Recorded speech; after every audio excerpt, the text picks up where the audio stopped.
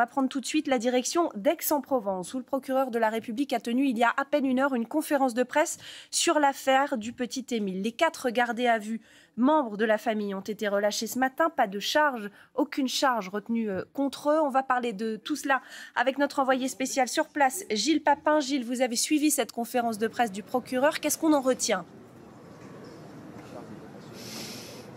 Oui, c'était une prise de parole très attendue car le procureur d'Aix-en-Provence s'exprime rarement depuis le début de cette affaire. Il s'est exprimé qu'une seule fois, c'était l'année dernière lors de la découverte du crâne du petit Émile. Et justement, c'est ce qu'on a appris ce matin. Des expertises médico-légales poussées ont indiqué certains éléments nouveaux sur la découverte de ce crâne et des vêtements du garçonnet. Je vous propose d'écouter le procureur d'Aix-en-Provence.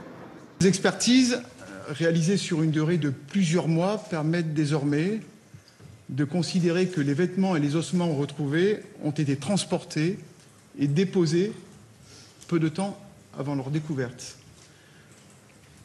Permettent aussi d'affirmer que le corps de l'enfant ne s'est pas décomposé dans les vêtements retrouvés dans la forêt.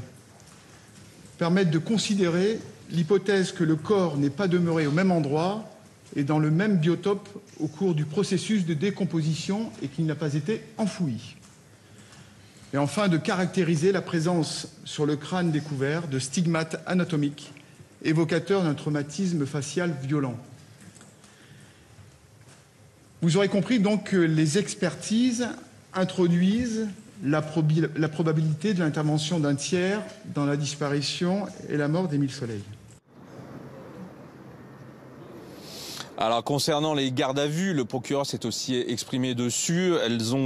Les 4 personnes interrogées durant 48 heures ont été donc libérées ce matin. Aucune charge retenue contre elles. Mais la piste familiale pour autant n'est pas écartée définitivement. Les véhicules saisis au cours de ces gardes à vue sont en cours d'analyse. Et enfin, sur les faits d'homicide volontaire et de recel de cadavres, ils ont été choisis au regard des derniers éléments recueillis dans le dossier. Les déclarations en garde à vue vont faire maintenant l'objet d'analyse et le procureur de conclure que les enquêteurs et les magistrats sont déterminés à faire toute la lumière sur cette dramatique affaire.